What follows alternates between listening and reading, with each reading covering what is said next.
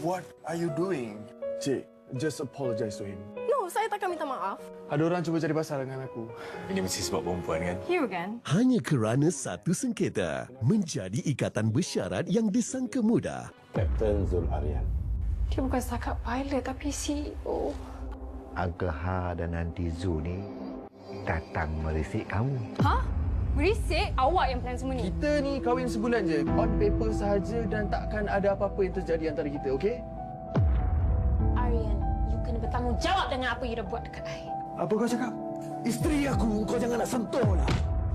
I said stop it, Khairul. Please, I nak satu lagi chance so I tebus balik semua salah I. Mampukah hubungan mereka mendarat dengan selamat? Adaptasi novel popular hasil karya WNF Hana.